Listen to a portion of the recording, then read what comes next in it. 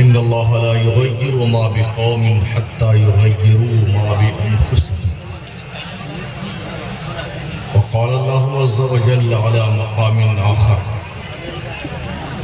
क़ुल हल यस्तवी अल्लज़ीना यअलमूना वल्लज़ीना ला यअलमून आमनतु बिल्लाहि सदक़ल्लाहुल अज़ीम।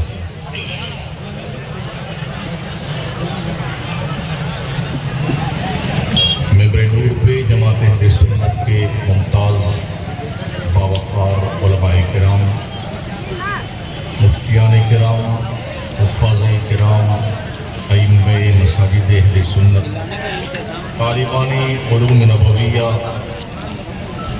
हाज़रीन बज़्म, नकीब मिल्लत, दूर नज़दीक से चलकर आज की इस पाकीज़ा बज़्म में शिरकत के लिए तशरीफ़ लाए हुए खुश अक़ीदा ज़िंदा दिल सुन्नी मुसलमानों, पहली बार अल्लाह करीम ने आपके इस इलाके में आपसे कुछ कहने और सुनने का मौका अता फरमाया।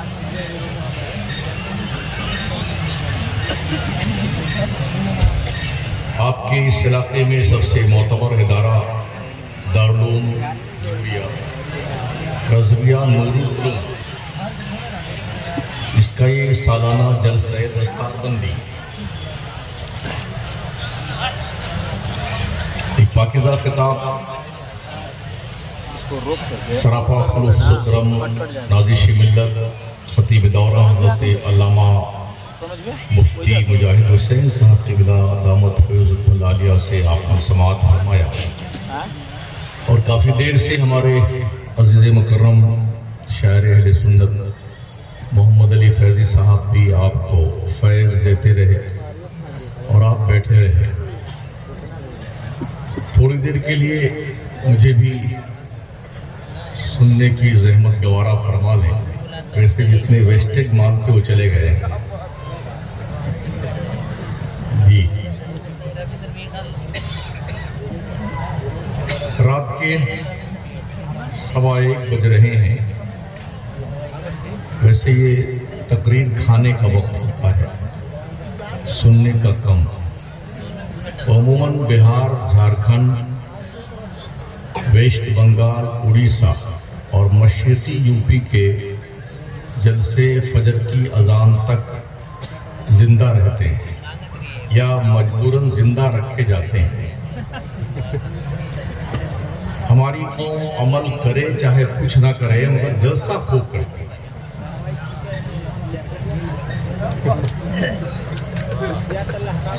जलसों के हिसाब से अगर हम अंदाजा लगाएं तो हमारी कौम का कोई फर्द बेनमाजी नहीं होना चाहिए,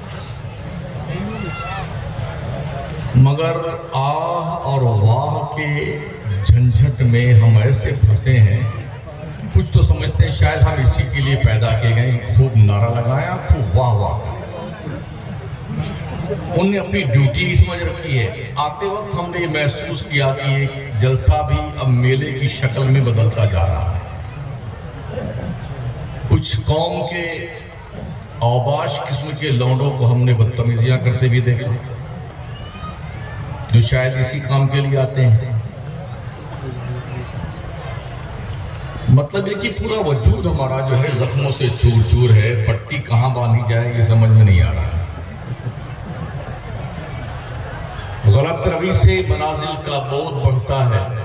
मुसाफिरों रविशे कारवां बदल डालो, जगह जगह के तुम्हें थक चुके हैं हंगामे।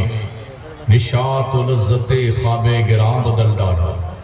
सफीना आज भी साहिल पे लग तो सकता है, हवा के रुख पे चलो बातबां बदल डालो। अपने काबा की हिफाजत हमें खुद करनी है, अब अबाबिलों का लश्कर नहीं आने वाला। दुरूशी पढ़ लें। अल्लाहुम्मा सल्ली अला सय्यिदना मौलाना मुहम्मदिन व अला आलिहि व सहबिहि व बारिक वसल्लम। सलाम अलैका या रसूलल्लाह।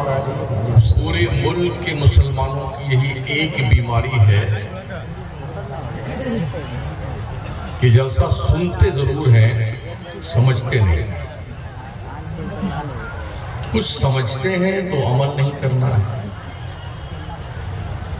कुछ इस चक्कर में रहते हैं कि हमें नेतागिरी करने का मौका क्यों नहीं मिलता है? हाँ, अपने अपने हिसाब से सब अपने जुगाड़ में रहते हैं।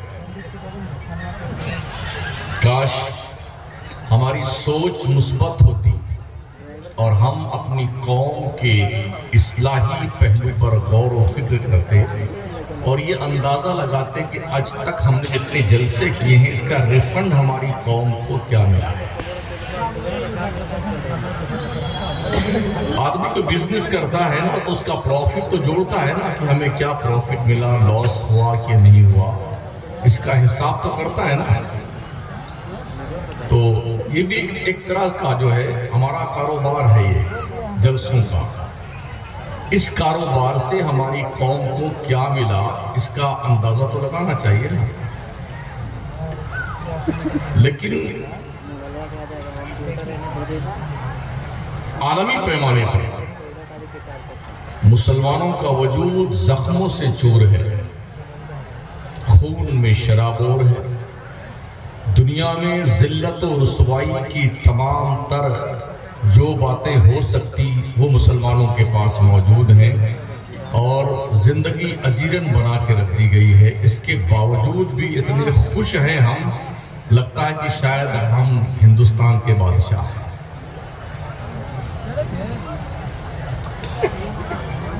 अल्लाह फरमाता है, खुदा ने इस आयत का तर्जमा सुन लीजिए शेर की शक्ल में। खुदा ने आज तक उस कौम की हालत नहीं बदली, न हो जिसको ख्याल आप अपनी हालत के बदलने का। अगर आप नहीं सुधरेंगे तो दुनिया सुधार देगी आप। फिलिस्तीन का नाम सुना है आपने? तकरीबन 22 से 25 हजार मुसलमान बच्चे, बूढ़े, गोद में पलने वाले बच्चे, बेकसूर उन्हें खाक खून में नहला दिया गया। मकानों पे बमबारी करके मकान ध्वस्त कर दिए गए। ये काम उन्होंने किया है जो शरणार्थी बनकर के पनाह लिए थे फिलिस्तीन में। ये काम उन्होंने किया। हमारे इस मुल्क में भी कश्मीर से कन्याकुमारी तक कई मुल्कों के शरणार्थी बसते हैं और बड़े बड़े शहरों में अलग से स्पेशली तौर पर उनकी दुकानें लगती हैं। तिब्बती मार्केट, नेपाली मार्केट, भूटानी मार्केट, इस तरह से हम पूरे मुल्क में देखते हैं। हमारे मुल्क में ही रहते हैं, परवान चढ़ते हैं। अगर ये शरणार्थी लोग हमारे मुल्क की जमीन पर जबरदस्ती कब्जा करना चाहें तो क्या भारतीय नागरिक उन्हें कब्जा करने देगा? अरे कुछ तो बोलो ना यार। कुछ ऐसा ही मामला फिलिस्तीन के साथ है। हमारा देश जो भारत है ना, ये हमेशा मजलूमों के साथ खड़ा रहा है, जालिमों के साथ। ये इजराइल जो कहा जाता है, जो यहूदी कौम है, इस कौम को अमेरिका ने, बरतानिया ने, कनाडा ने, जर्मनी ने, सबने अपने अपने मुल्कों से भगा दिया था। इन्हें रहने की जगह नहीं दी। फिलिस्तीन के गैयूर मुसलमानों ने इनकी इस परेशानी को देखा तो अपने मुल्क की 10% जमीन पर इन्हें रहने का अधिकार दे दिया। इन्हें आप रहो, आराम से, खैरियत से, खाओ पियो, जिंदगी गुजारो। इन बदबख्तों ने जो शरणार्थी बन के रह रहे थे और रखे गए थे बना करके, इन्होंने 10% जमीन के साथ साथ 90% जमीन फिलिस्तीनियों की कब्जा कर ली। यानी मुल्क उनका छीन लिया जिन्होंने अपने मुल्क में इन बदबख्तों को पनाह दी। अब फिलिस्तीन के लोग अपने जो 90% की जमीन जो इन्होंने हथिया ली है उसको आजाद करवाने के लिए संघर्ष करते हैं। तो दुनिया की तमाम तर कुफ्फार और मुश्रिकीन की, यहूदी और नसारा की ताकतें उन्हीं मुसलमानों को, फिलिस्तीनियों को जालिम कह रही हैं जिन्होंने अपने मुल्क की जमीन को आजाद कराने के लिए संघर्ष करना शुरू किया। वरना और कोई कसूर फिलिस्तीनियों का नहीं है। रोजाना सैकड़ों लाशें खाको खूर में तड़पती, नन्हे नन्हे बच्चे हैं, उन्हें मार दिया जाता है, कोई तरस नहीं आता। इस सिलसिले में हमारे भूतपूर्व प्रधानमंत्री मिस्टर अटल बिहारी वाजपेयी की बाज़ाब्ता एक वीडियो आज भी मौजूद है ऑन रिकॉर्ड कि हम फिलिस्तीन की जमीन पर इजराइल का वजूद बर्दाश्त करने को तैयार हैं। फिलिस्तीन पर इजराइल की बर्बरियत की मजम्मत हम करते हैं और हर हाल में इजराइल को फिलिस्तीन की जमीन खाली करना चाहिए। हम हर हाल में फिलिस्तीन के साथ खड़े हैं। ये रिकॉर्ड बाज़ाब्ता तौर पर आज भी हमारे प्रधानमंत्री भूतपूर्व जो रहे उनका ही मौजूद है। मतलब है कि मजलूमों के साथ खड़ा होना ये इंसानियत की हमदर्दी का एक बेहतरीन चैप्टर है और दुनिया का यही वतीरा रहा है कि लोग जालिम के साथ नहीं खड़े होते हैं। मगर अब कुछ लोग ऐसे भी हो रहे हैं जो जालिमों के साथ खड़े होते हैं, बड़ी दूर से खड़े खड़े बैठे बैठे तमाशा देखते कि अच्छा हुआ मुसलमान मारा जा रहा है। आज की तारीख में हम अपनी माओ बहनों से भी अर्ज करना चाहेंगे और आपसे, अगर गैरत कुछ भी जिंदा है ना, तो अपने आप के बारे में गौर कीजिए और अपनी जिम्मेदारी के बारे में गौर कीजिए। अभी आते हुए हमने देखा हमारी माएँ बहनें जो आ रही थी और जा रही थी, ऐसा लगता था कोई शादी में जो सज धज के आती जाती है ना, ऐसे जलसे में तशरीफ लाई हुई थी। और उनके आगे पीछे हमारी कौम के औबाश किस्म के लौंडे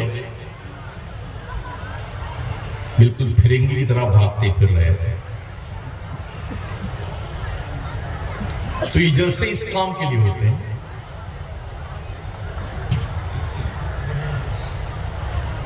क्या यही मकसद जलसों का होता है? फिलिस्तीन की सरजमीन पर एक बच्ची कोई 11-12 साल की रही होगी, वो जिसके सर पे दुपट्टा नहीं था। जालिमों ने खींच लिया था तो भागती हुई कहीं सर छुपाने के लिए जगह ढूंढ रही थी।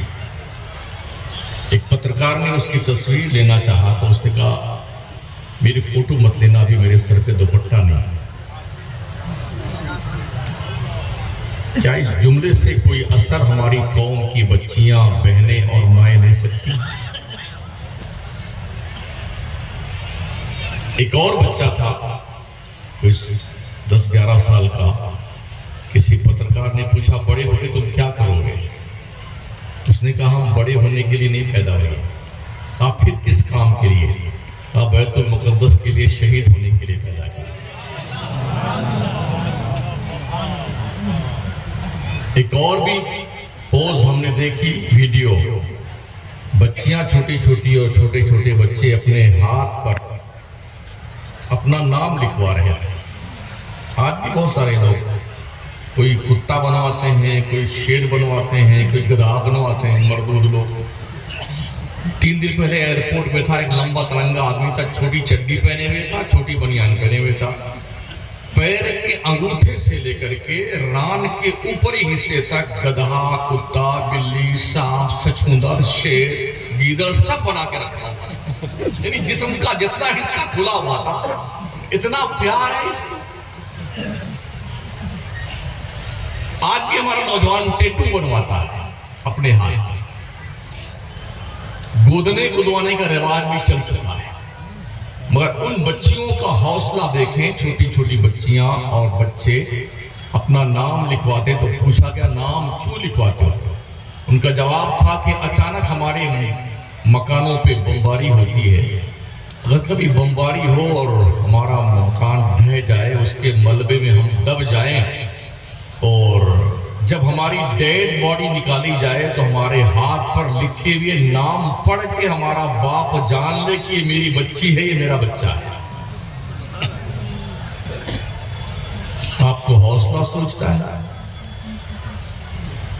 हर दिन फिलिस्तीन का मुसलमान किसी न किसी इलाके में अपने बाप बच्चों के जिस्म के टुकड़ों को इकट्ठा कर रहा होता है जिसके जिस्म के टुकड़े टुकड़े कर दिए गए होते हैं, बम से उड़ा दिया गया होता है, पूरे वजूद को इकट्ठा करके गठरी बांध करके घर पे लेके आता अपने बच्चे को। क्या गुजरती होगी उनके दिलों में।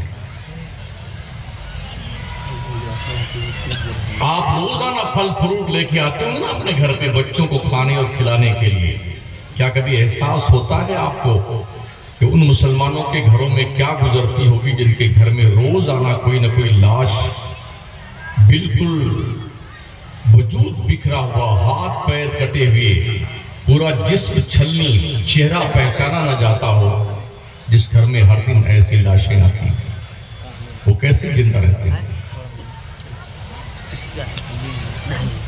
आज हमारी शादियां देखें, ब्याह देखें ना मुसलमानों, जब मदरसों के नाम पर चंदे करने की बारी आती है तो ऐसा मर जाता है ना मुसलमान, लगता कि अभी इसकी खबर खुदने वाली। क्या बताएं इमाम साहब, हजरत धंधा बहुत मंदा चल रहा है, बड़ी परेशानी है। और जब शादी आती है ना तो ऐसे पगलाता है कमीना, ऐसे पगलाता है, लगता है शायद अभी ये जहन्नम से निकल के आएगा।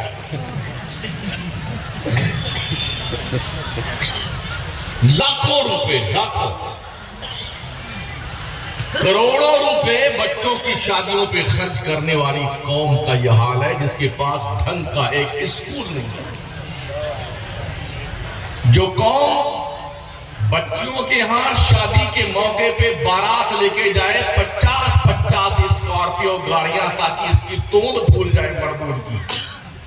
कि सठियाया हुआ सेठ जो एक कामन स्कॉर्पियो लेके आया था, उसी कमीने से कहा जाए कम से कम मदरसा नूरुल रज़विया नूरुल में कुछ पैसे देना अच्छी कि इंशाल्लाह देखते हैं, दस कुछ बनेगा तो बताते हैं आप।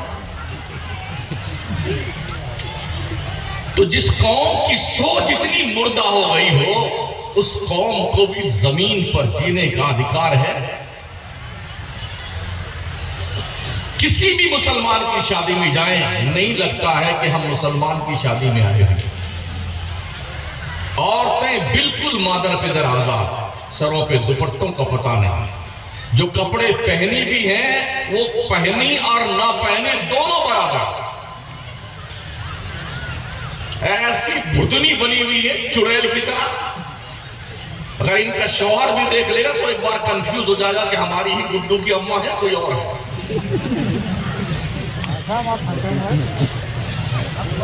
अगर छोटे बच्चे इनको देख लेना तो 14 दिन कौमा में रहेंगे।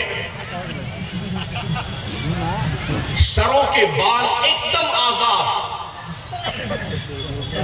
एकदम जिन्नात और भूत की तरह। क्या इनके बापों की हया मर गई है? क्या इनके भाइयों के जनाजे निकल गए हैं? क्या इनकी माएं मर गई हैं? क्या इनके शौहर एकदम दयूस बन गए? क्या कौम के जिम्मेदारों की आंखें फूट गई हैं? कब तुम्हें हो जाएगा मुसलमानों? जब तूफान बलाखेज तुम्हारे दरवाजे पर दस्तक देगा तब तुम्हारी आंख खुलेगी। हेलो, सब कुछ लुटा के होश में आए तो क्या किया? अभी मरे नहीं हो, मरने से पहले अपनी अकलें ठिकाने कर लो, दिमाग का इलाज कर लो, पैसे बचाओ अपने कौम के भविष्य को रोशन करने के लिए, अपनी कौम के अफराद को क्वालिफाइड बनाने के लिए, अपने बच्चों को पढ़ाने के लिए। बच्चों को दीन की भी तालीम दीजिए, दुनिया की भी तालीम दीजिए। आज की तारीख में मुसलमानों तुम्हारे पास एक ही विकल्प बचा है, ग्रेजुएट बन करके, क्वालिफाइड बन करके इस मुल्क की जरूरत बन जाओ। जरूरत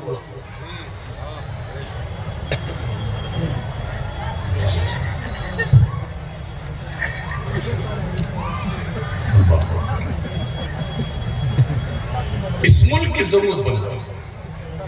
आंखें मूंद लो हर तरफ से और ये फैसला कर लो मुझे पढ़ना है और सिर्फ पढ़ना है। 20 साल सिर्फ पढ़िए आंखें बंद करके। किसी माई के लाल के अंदर हिम्मत नहीं तुम्हें नेगलेक्ट कर सकते, लेकिन पढ़ना पड़ेगा। 10वीं 12वीं पास करते करते हमारे बच्चे जो है 14% ड्रॉप आउट कर जाते हैं। क्या करें, नौकरी तो मिलती नहीं है, तो फिर पढ़ने से फायदा क्या है। चलो मुंबई चलते हैं, कलकत्ता चलते हैं, कोई पान की दुकान लगा लेंगे, कोई पूड़ी बेचेंगे, जाकर के वहां ठेला लगाएंगे और दफ्ती चुनेंगे, प्लास्टिक चुनेंगे वहां जाकर के नाली में, ये काम करेंगे। और किसी होटल में प्लेटें साफ करेंगे। अम्मा अब्बा भी बड़े खुश हैं कि गुड्डू गए कमाने के लिए। कोई गुड्डू है यहाँ पर? होंगे भी तो हमें क्या करना, हम उस गुड्डू की बात नहीं कर रहे जो वहां गया उसकी बात। बड़े खुश हैं, कम से कम 1000 रुपए तो महीना गुड्डू भेज ही रहे। ओ लोगों, आधी रोटी खाओ, बच्चों को पढ़ाओ। और मालदारों, अगर अल्लाह ने तुम्हें दौलत दी तो कारून बन करके, फिरौन बन करके उस पर बैठ न जाओ दौलत पर।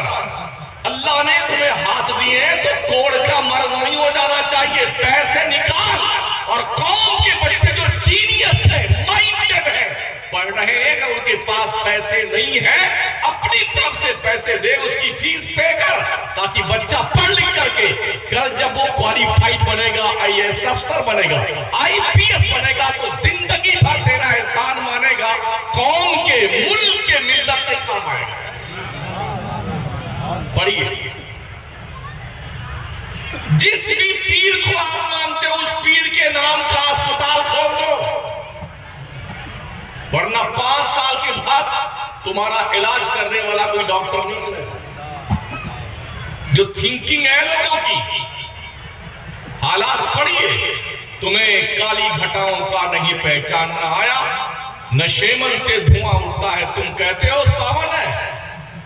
जमाना तुम्हारी खामोश मिजाजी का इतना फायदा उठा रहा है कि तुम्हारे घर के अंदर घुस करके पूरा का पूरा वजूद नीस्तो नाबूद कर देता है। ये दुनिया का हाल है। और तुम हो कि तुम्हें होश नहीं आ रहा है। सुबह भी मुर्गा चाहिए, शाम को भी बटेर चाहिए, दोपहर में पिज्जा चाहिए, मछली चाहिए, चिकन चिल्ली, मटन बर्रा, चिकन कोरमा, चिकन क्रिस्पी, जने क्या क्या समाए गए अंदर। हाँ, कम बक्कों के ऐसे बेटे मजे ले लेके खाते हैं। भाई साहब, ये टंकी है या खादा की देख रहे हैं? पैसे बचाओ, पैसे। हलक के नीचे उतरने के बाद ना बर्फी का पता चलता है, ना कोरमा का, ना मुर्गी का, ना तीतर का, ना बटेर का, सब वेस्टेज माल बन जाता है। इसलिए बड़ा इसमें है, खाना खाइए इतना कि ताकि तुम्हारे जिस्म में ताकत रहे अल्लाह की बंदगी करने के लिए, खुदा के बंदों की मदद करने के लिए, दीन का काम करने के लिए, दीन के दुश्मनों के पंजे मरोड़ने के लिए। इसलिए खाइए, तोंद फुलाने के लिए खाना मत खाइए। टंकी और लोड करते रहो। अभी कम से कम 2-3 बार झगड़ा हो चुका है जी, 2 बार तो मैं देख चुका हूं, और तीसरी बार हमने यहां से ऐलान करवाया।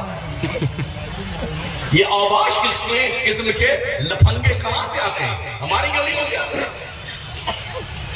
हमारे महलों से आते हैं। आखिर इनकी तरबियत कौन करता है? इसका मतलब यह है कि जिस घर में ये परवान चढ़ते हैं, उस घर के जिम्मेदारों को अपनी जिम्मेदारी का एहसास नहीं, इसीलिए लफंगे बन गए। एक अच्छे खासे माहौल को बाज़ाब्ता तौर पर फितना और शुरूर के नजर कर देते हैं और भगदड़ मचा देते हैं, गोया कि हम ये ऐलान करते हैं कि हम कहीं भी रहें, अपनी हिमाकत से बाज नहीं आते। यही है ना? तो पढ़िए और अपने बच्चों को पढ़ाइए, अपने स्कूल बनाइए, अपने कॉलेज बनाइए, अपनी यूनिवर्सिटी बनाइए। जो मदरसे आपके हैं, उन मदरसों को बहुत ज्यादा बामे उरूज पर ले जाइए, इसलिए कि आज दुनिया की बहुत गहरी निगाह इन मदरसों पे है। बेटे आते हैं ना, ये चटाई के अंदर कोई बम तो नहीं रखा हुआ? अरे भाई साहब, कहीं की ईद कहीं का रोड़ा, बागमती में कुंभा जोड़ा है। चंदा करते करते मौलवी से पूछो, कमेटी से पूछो, सर के बाल झड़ जाते हैं, फिर कोई एक कमरा बन पाता है। और तुम यहाँ बम और क्या नाम है रिवाल्वर ढूंढने आते हो? अरे हमें पढ़ाने दो ढंग से, हम ऐसे अफराद तैयार करेंगे। कसम रब्बे काबा की, ना पाकिस्तान नजरें पर उठाकर देख सकता हमारे मुल्क पर, ना चाइना की हिम्मतें देखते। हमें काम तो करने दीजिए। ये मदरसों का एहसान था कि ये हिंदुस्तान आजाद हुआ, मदरसों का एहसान था। कोई डॉक्टर, इंजीनियर, लॉयर, प्रोफेसर का एहसान नहीं था। अल्लामा फजल हक खैराबादी इसी चटाई पर बैठ करके फतवा लिखते थे, मदरसे चटाई पर, जिन्होंने फतवा दिया था अंग्रेजों के खिलाफ जिहाद का। और फिर इसी जिहाद का जब बिगुल अल्लामा फजल हक खैराबादी ने मदरसे से बजाया ना, तो पूरे देश के भारतीय नागरिकों ने, हिंदू, मुस्लिम, सिख, ईसाई ने सर जोड़ करके अंग्रेजों के खिलाफ जब अपने आप को इकट्ठा करके खड़े होकर संघर्ष शुरू किया, तो उस वक्त तक दम न लिया जब तक देश आजाद ना हो गया। ये किसका एहसान है? मदरसों का। इन मदरसों को हल्का समझते हैं। यहां पढ़ने वाले जब दीवाने बन जाते हैं ना, तो दीवानगा ने इश्क मोहम्मद को देख के घबरा गई है, गर्दिशे दौरा कभी कभी गर्दन में हाथ डाले हैं, माहो नजूम ने गुजरा है उन हदों से मुसलमान कभी कभी। हमारी तारीख गद्दारों में नहीं रही है। अब तक जितने पकड़े गए हैं उसमें कोई मुसलमान नहीं। देश के खिलाफ रिपोर्टिंग करते हुए, देश के राज बेचते हुए पाकिस्तान के हाथ पर जितने पकड़े गए गुज़िश्ता 15 साल में, और रिकॉर्ड है, उसमें कोई मुसलमान नहीं। इसलिए कि हमारे मदरसों में देश से गद्दारी नहीं, देश से वफादारी सिखाई जाती है। मुल्क के जर्रे जर्रे की हिफाजत करने का हौसला दिया जाता है। हमारे बुजुर्गों ने फरमाया, हुब्बुल वतन मिनल ईमान, वतन की मोहब्बत ईमान का हिस्सा है। हमारे मदरसों को जिंदा रखने की जरूरत है। इसलिए कौम के लोगों, अपने घरों में डब्बा रख लो। डब्बा रोजाना घर के प्रति व्यक्ति की तरफ से 1 रुपया चाहे 5 रुपया रोज डालो उस डब्बे में, और महीना पूरा हो जाए तो मदरसे में लाके जमा कर दो।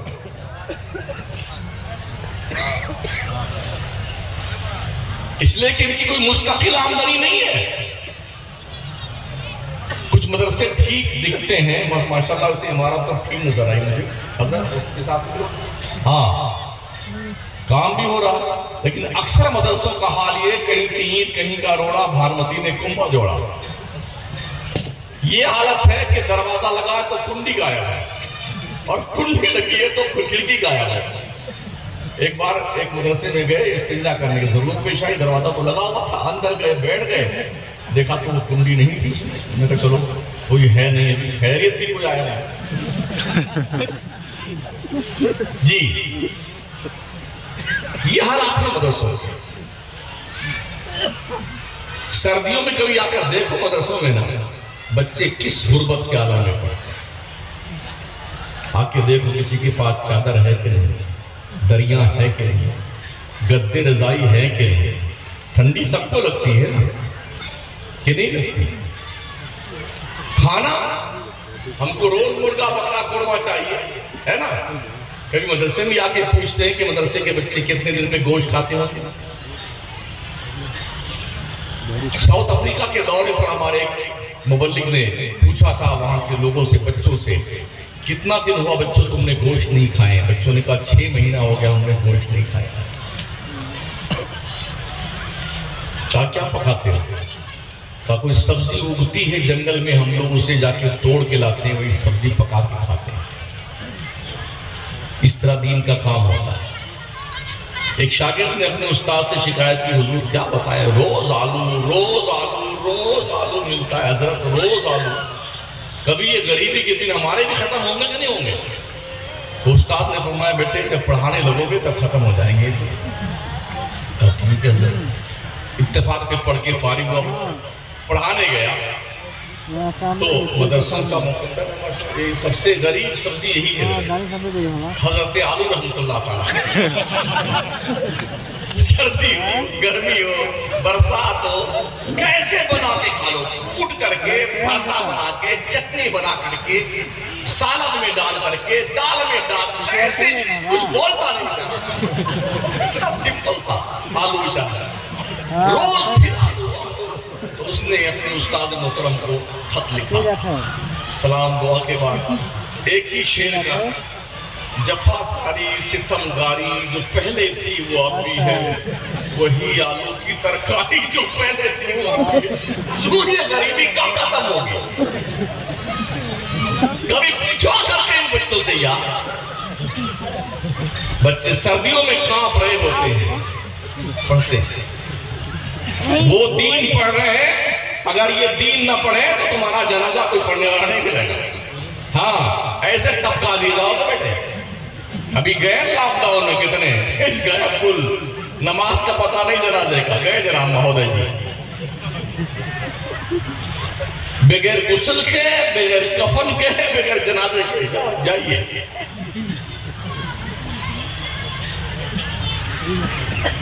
एक जनाजा हम भी पढ़ाने गए थे, हमारे महल्ले के थे, इंतकाल फरमा गए लॉकडाउन उसमें, कोरोना में। बड़ा खबीस था ये कमबख्त, दो क्वालिटी का आया था। पहली क्वालिटी ये थी, हटो कोई छूना मत। दूसरी क्वालिटी से बैठ के लोग साथ में खाना खाते थे। क्या बढ़िया सा मर्ज क्रिएट किया गया, पकड़ के बना के लाया गया था। हाँ, कुछ तो कूट के मारे गए बेटे, गला दबा के मारा गया, सुई लगा के मार डाला हुआ है। गरीबी खत्म तो नहीं कर पाए, कम से कम 50 लाख गरीबों को खत्म कर दिया मार करके। हमारे शहर के एक साहब थे मिलने वाले हमारे, जिस किसी को जुकाम हो जाए ना, खांस दे जोर से, अरे पकड़ो इसको, पकड़ो, कोरोना हो गया, ले गए बेचारे को जयपुर अस्पताल में। एक दिन एक रात रहे, दूसरी रात आई तो दो डॉक्टर आपस में बात कर रहे थे, इसको कब तक खाना है। सुन लिया उसने, फोन किया अपने घर वालों को, अरे जल्दी आ चले जाओ, ये कबीर थे कि आपके मारने के चक्कर में। ये प्लानिंग थी लोगों की, इतने रुपए कमाए ना डॉक्टरों ने मार करके इंसान। कैसा इंसान दरिंदा बन गया है, अपने जिंदगी की ख्वाहिशात की तकमील के लिए इंसानों की जिंदगी से खिलवाड़ कर दिया। तो वो बेचारा इंतकाल फरमाया तो लेके आए जनाजा, हजरत आप पढ़ा दीजिए, चलो भाई साहब। बड़की वाली गाड़ी थी, 2-3 पुलिस वाले एकदम भूत बने हुए, प्लास्टिक में लपेटे हुए, लगता था शायद ये शमशान से निकल के आया है। बंदूकें लिए खड़े हैं, हटो। अगली सीट पर ड्राइवर साहब बैठे हुए थे, पीछे डेड बॉडी थी। हमने कहा जनाब उतर जाओ वरना इसके साथ में तुम्हारी बात होगा। तो ड्राइवर सोचा शायद वाकई पढ़ा देगा मौलाना हमारे ड्राइवर, जल्दी से कूद के भागे। जनाजा तो पढ़ा दिया हमने, लेकिन मिट्टी देने की नौबत, ये उठाया जेसीबी से यूं डाला मट्टी से, तो जाओ कहानी खत्म। ऐसा भी हुआ है, शमसुद्दीन गए थे अपने अब्बा की डेड बॉडी लाने के लिए, गंगाराम को थमा दिया, और गंगाराम गए थे अपने पिताजी की डेड बॉडी लाने के लिए, तो अब्दुल करीम को संभला दिया गया, ले जाओ आप अंतिम संस्कार कर दो, सुहा कर दो इन्हें। ऐसा अगर उलमा ना रहे, ये मदरसे जिंदा ना रहे, तो अंजाम बहुत भयानक होने वाला है। मस्जिदों के मेंबरों पे खुतबे हो रहे हैं ना, ये मदरसों की देन है। मस्जिदों के मीनारों से अजान की आवाजें आ रही हैं, मदरसों की देन है। पेशानियों में सिजदों का वकार महफूज है, ये मदरसों की देन है। दिल में कलमे की रोशनी है, ये मदरसों की देन है। शुक्र मनाओ जिस दिन ये मदरसे खत्म हो गए, तुम्हारा वजूद एक दरिंदा की शक्ल में बनकर रह जाएगा। इसलिए मदरसों को जिंदा रखो, अपनी पाकीज़ा और हलाल कमाई के जरिए से मदरसों का ताउन किया करो, बच्चों की मदद किया करो, बच्चों को पैसे दिया करो, बच्चों के कपड़े सिलवा दिया करो। मदरसों में आकर के जरूरत पूछ करके उलमा से, वहां के मुंतजमीन से वो जरूरतें पूरी किया करो, ताकि कौम के भविष्य को रोशनो ताबनाक बनाया जाए। दीन सीखो, दुनिया दिन अपना मजहब सीखती है, आपको भी सीखने की जरूरत है। क्या मैं पूछ सकता हूं, अगर मैं पूछूं कितने लोगों को ये पता है कि नमाज की शर्तें कितनी हैं, जितने लोग बैठे हैं, कितने लोग बता पाएंगे? मैं ये पूछूं कि नमाज के फराइज कितने हैं, कितने लोग बता सकते हैं? इलाहाबाद के इलाके में एक बहुत बड़ा कस्बा है तकरीर करने के लिए, पूरा मुसलमानों का गढ़ है। 18 से 19 साल के बच्चे सब कमेटी के सदर, नायब सदर, सेक्रेटरी, नायब सेक्रेटरी, खजांची वजांची सब थे। 2 मौलाना थे और 6 शायर थे। 6 शायर, ये बेचारे बहुत उछलते ना बच्चे। हाँ, ये भी सुना दीजिए, ये भी सुना दीजिए। हाँ, पूछते तुम नमाज कितनी पढ़ते हो, कितनी पढ़ते नमाज, और तुम क्या समझते हो नाथ को? हुल्लड़बाजी।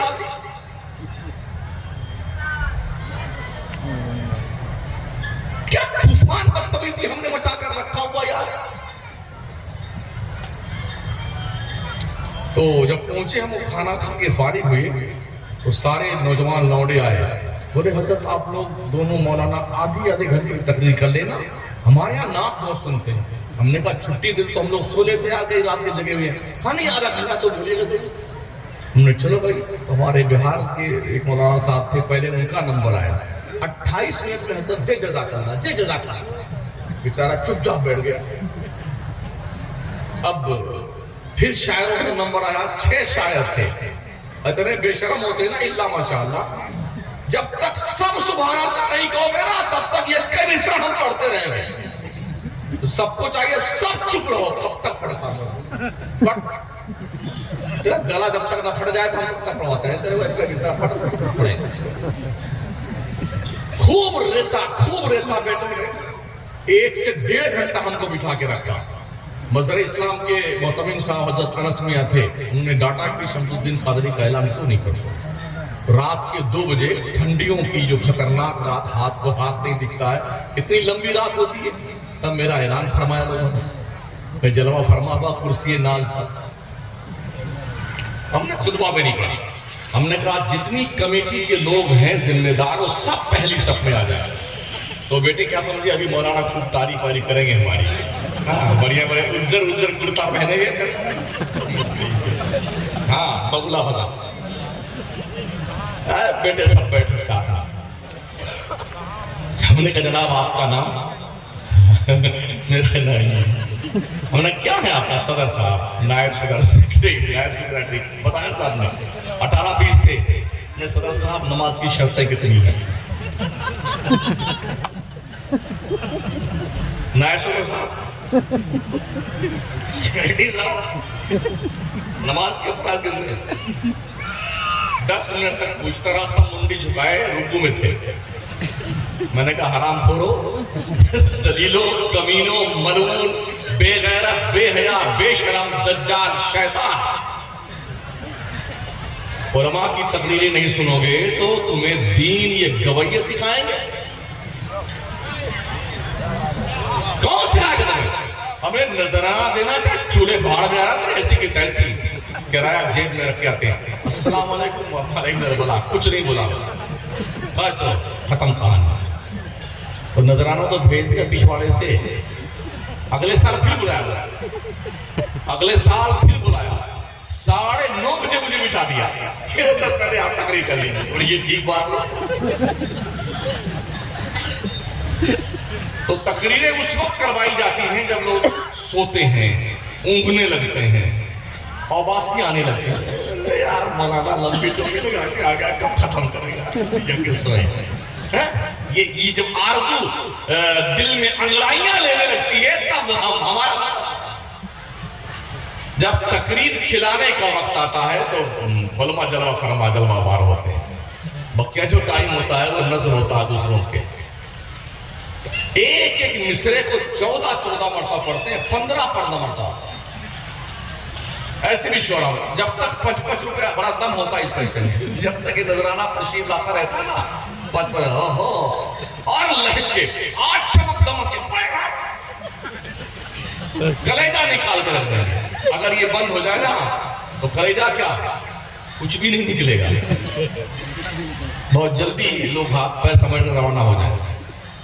यही अब पूरे मुल्क में देख रहे हैं। इसलिए आपसे गुजारिश है कि आप पढ़िए और 5 वक्त के नमाजी बनिए। मुस्टंडे लोगों सुन लो कान खोल करके, ओ बुड्ढो, जिन लोग कब्र में पैर लटका चुके हो ना, तुम भी नमाजें पढ़ो। छुट्टे सांड नहीं बनाया कर तुम, नमाजें पढ़ो। अल्लाह की रोजी 3 मरतबा ठूस के खाते हो, तोंद फुला करके। कुछ तो हया आनी चाहिए, कुछ गैरत आनी चाहिए, शर्म आनी चाहिए तुम्हारे को।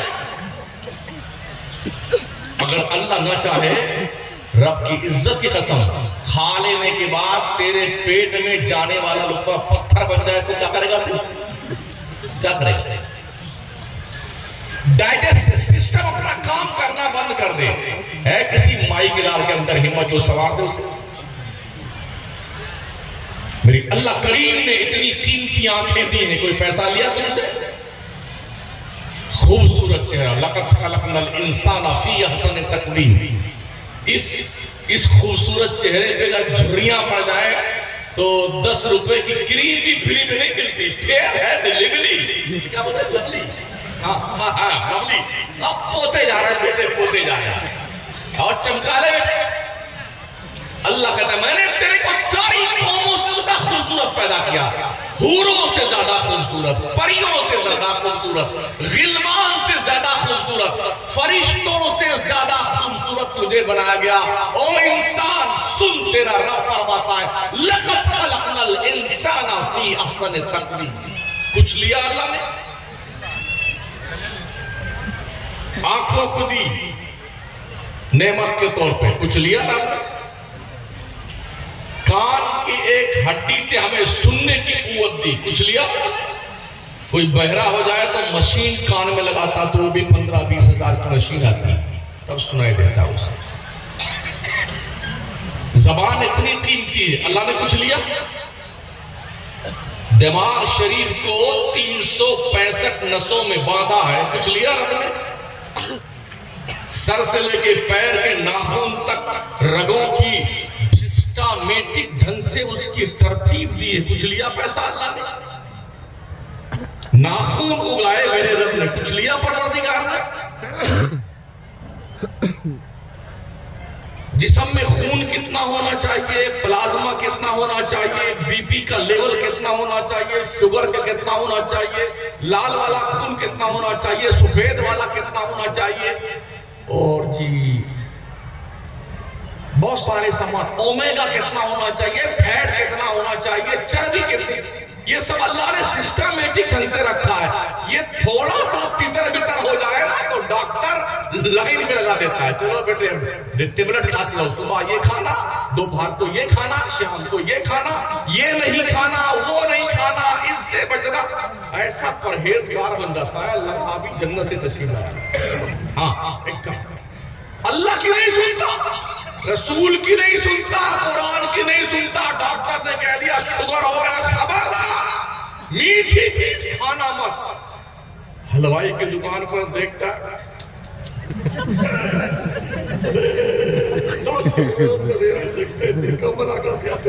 बढ़िया जलेबी रखी, हिम्मत नहीं खा सके डर के मारे। क्यों? मौत का डर है, मौत का डर है, शुगर का लेवल बढ़ जाएगा। और नमकीन चीज मत खाना भैया, बीपी बढ़ जाएगी, हाई हो जाएगी। डॉक्टर ने कह दिया कम से कम 10 किलोमीटर दौड़ो, तो 2 कुंटल का आदमी भागा फिर रहा है। इधर फॉर्च्यूनर खड़ी हुई है, इधर फटफटिया खड़ी हुई, जो फड्डे फट चलती है उसको बुलेटिया कहते हैं ना, वो जो खड़ी हुई है भाई साहब, इस पे तो शरीर पे चर्बी चल गई ना। डॉक्टर ने कह दिया पैदल चलना वरना तेरी तोड़ बढ़ जाएगी, अटका जाएगा, मर जाएगा तू, तो पैदल भागा फिर रहा। और अल्लाह ने कहा या अय्युहन्नासु तक़ू रब्बकुम इन्न ज़लज़लतस्साअति शैउन अज़ीम। अल्लाह से नहीं डरता है। अल्लाह ने कहा या अय्युहल्लज़ीना आमनू तक़ुल्लाहा हक़्क़ तुक़ातिही वला तमूतुन्ना इल्ला व अंतुम मुस्लिमून। अल्लाह से नहीं डरता। या अय्युहल्लज़ीना आमनू तक़ुल्लाहा व क़ूलू क़ौलन सदीदन युस्लिह लकुम अअमालकुम व यग़फ़िर लकुम ज़ुनूबकुम। अल्लाह से नहीं डरता। डॉक्टर ने कह दिया तो डरने लगे, अल्लाह ने कहा तो नहीं डरता। इसका मतलब डॉक्टर को ज्यादा तुम अहमियत देते हो, और जिस रब ने तुझे पैदा किया है ना, उसके फरमान की कोई वैल्यू तुम्हें समझ में नहीं आती है।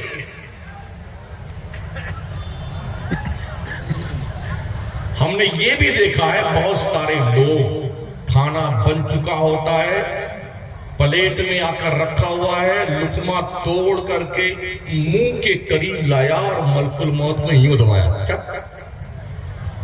यूं धुल गया।